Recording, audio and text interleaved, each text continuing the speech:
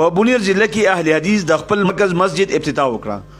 په افتتاحي تقریب کې شیخ محمد بن شمس الدین د پیښور نه، شیخ مدثر، شیخ عطا الله، شیخ اسرار، شیخ نسیم او نورو علماء کرامو ګډون کړو.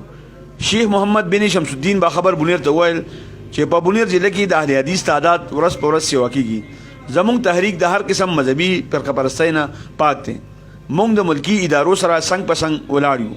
د افتتاح په موقع ډاکټر پرویز او بهمنیر توحیدی دراغلو ملمنو شکریا ادا کړه. الله الرحمن الرحیم، الحمد لله رب العالمین والصلاة والسلام على رسول الله صلی الله علیه وسلم. اما بعد، محترمو مسلمانانو ورونو، د هر څه نه مخکې زه د بونیر د ملګرو ډیره شکریا ادا کوم چې هغو زموږ ډیر ښه استقبال کړی. دویمه خبره دا د مونږ عوامو ته د دې بونیر او د نورو مسلمانانو هر ځای عوام چې دا ورته وایو چې دا ستاسو مرکز دی د ټولو مسلمانانو په شریکه، او زمونږ چې کوم دعوت دی الحمدلله فی القواریت نه لرې دی، فی القواریت نه مبرا دی. مونږ نه کوم یو تنظیم طرف ته دعوت ورکو، نه کوم یو خاص شخص طرف ته دعوت ورکو. زمونږ دعوت صرف قرآن او حدیث او صحابه کرامو طرف ته دی، بس دا زمونږ دعوت دی. زمونږ په مسجد کې که د بریلي په نوم څوک مونځ کوي اهلا وسهلا، زمونږ په مساجد کې که د دیوبندي په نوم څوک مونځ کوي اهلا وسهلا، زمونږ مساجد کې که یو حنفي مونځ کوي اهلا وسهلا. دا د ټولو دپاره زمونږ سینه کولاو ده. مونږ د نورو خلکو په شان نه یو چې کوم اهل حدیث د هغو مساجدو ته ځي رفع الیدین کې د نبي صلی الله علیه وسلم طریقه ادا کوي، نو هغه ورته غوسه کېږي، یا ورته وایي رمبانې وهي، یا ورته وایي چغې وهي، یا ورته وایي مچان د ځان نه شړي. مونږ الحمدلله داسې نه کوو. که هغو مونږ سره کوي مونږ داسې نه کوو. ولې؟ مونږ دغه وایو چې الله پاک مونږ ته ویلي دي قل هذه سبیلي ادعو الى الله على بصیره. الله فرمای پیغمبر ته چې ای پیغمبر ته ووایه دې خلکو ته هذه سبیلي، دا اسلام، دا توحید، دا سنت، دا زما لاره ده. ادعو الى الله، زه به الله طرف ته دعوت ورکوم، بل چا طرف ته نه.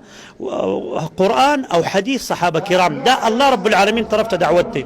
ځکه نبی صلی الله علیه وسلم فرمای زما امت به درې اویا ډلو ته تقسیمیږي. حق پکې څوک دی؟ ما انا علیه اليوم واصحابي، چې زه په هغې باندې ما، دا قرآن و حدیث دی. و اصحابي صحابه کرام، دا زموږ دین دی، دا زموږ عقیده ده، او هغې طرف ته دعوت ورکو. د دې مسجد نه ګیر چاپیره چې کوم عوام دي، کورونه دي، څومره چې مسلمانان ورونه خویندې دي، الحمدلله الله رب العالمین د زنانو دپاره هم دلته کې د دې مسجد په خوا کې د زنانو دپاره مسجد هم برابر کو، کمرې هم دي د کلاسونو په شکل کې.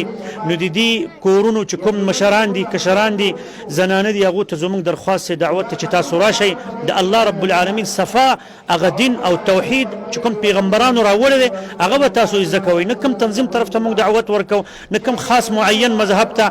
صرف زموږ مذهب یو دی، اسلام، قرآن، حدیث، صحابه کرام، دا زموږ مذهب دی.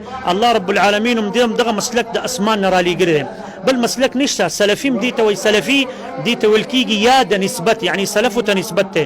سلف نبی صلی الله علیه وسلم، صحابه کرام، امام ابو حنیفه، امام شافعي، امام احمد، امام مالک، دا ټول زموږ امامان دي، زموږ د سر تاجونه دي. دا نه یوازې امام ابو حنیفه یا یوازې امام شافعي نه، دا ټول زموږ د سر تاجونه دي. خو د ټولو کې غټ امام عظیم الشان نبی صلی الله علیه وسلم، چې په قبر کې د نبی صلی الله علیه وسلم تپوس کېږي، په قبر کې د اسلام تپوس کېږي، او په قبر کې د رب العالمین تپوس کېږي. دغه درې اصول د دین دې طرف ته موږ دعوت ورکوو. دا ته وجه بونیر کې ستاسو تعداد دغه چې دی دا د نور په نسبت باندې کم دی. الحمدلله د الله په فضل د توحید والا اهل حدیث تعداد ورو زیاتیږي، او نورم زیات شول، او دا د حق پرستو نښه ده. هر کله چې ابو سفیان هغه وخت کې لا مسلمان شوی نو، هرقل ته چې کله هلته لاړو، هرقل را وغوښتو او خلکو ته یې ویل، عربو ته، چې په تاسو کې کم داسې یو نږدې کس دی چې د هغه نسب ډېر نږدې هغه پیغمبر ته چې کوم د پیغمبري دعوه کړې ده. نو ابو سفیان ورته ویل زیمه. نو تپوس یې وکړو چې ستاسو کې چې کوم کس اسلام کې داخليږي او نبی صلی الله علیه وسلم باندې ایمان را زیاتیږي که کمیږي؟ هغه ویل زیاتیږي. هغه ویل دا د حق نښه ده. خو الحمدلله ورو زیاتیږي. پخوا نو صوبه سرحد کې شپېته اویا کاله مخکې د اهل حدیثو یو مرکز هم نو، تاسو پته ده، یو مسجد هم نو. ورو الله پاک دا حق زیاتی، دا توحید زیاتی.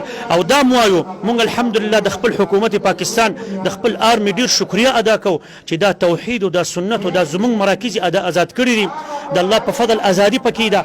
الحمدلله پاکستان دا د الله پاک غټ نعمت دی چې زمونږ توحید، سنت، سلفیت او صفا دین د صحابه دین پکې آزاد دی، او د توحید تأیید او شرک باندې رد دا ټول آزاد دي د الله په فضل د دې وجه نه موږ د خپل حکمرانانو د خپل آرمي موږ شکریا ادا کوو او دا زموږ منهج دی دا زموږ عقیده ده دا موږ د چا د وجه نه وایو نه چا ته چاپلوسي کوو دا زموږ دین دی د پخوانه ابن تیمیه زموږ مشر دی امام احمد زموږ مشر دی صحابه زموږ مشران دي د ټولو موقف دا چې د حکومت په خلاف وتل دا اسلامي طریقه نه ده حکومت ته کافر ویل دا اسلامي طریقه نه ده پاک آرمي هر ځای چې آرمي د هغې ته په خلاف وتل دا اسلامي طریقه نه ده زموږ اسلامي طریقه دا ده چې د حکومت په خلاف بنوزي حکومت په خلاف ګربر او شور او شغب جوړول په منبر باندې وخیږي او حکومت ته مرتد او کافر وای دا اسلامي طریقه نه ده او الحمدلله موږ ټول پور امن والا خلک یو دعوت کو توحید طرف ته شرک باندې رد کو په بدعات باندې رد کو دا غي خپل طریقه ده په منکر باندې رد کو خو دا غي خپل طریقه ده الرحمن الرحیم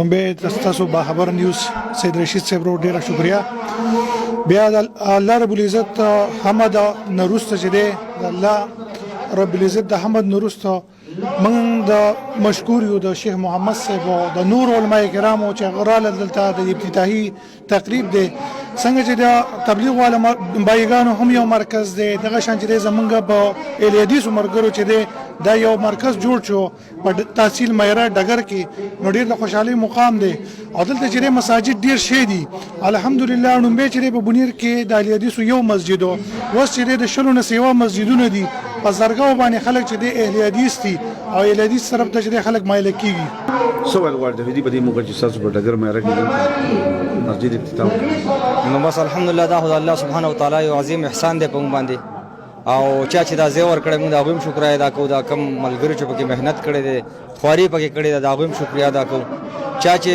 جوړ کړی دی دا غویم موږ ډیر شکریا ادا کوو او د راغلو ملمنو کم چې د بار نه راغلی یا دلته راغلی په دې موقع باندې د ټولو شکریا ادا کوو چې دې کې زموږ سره ورکول تعاون کړی دی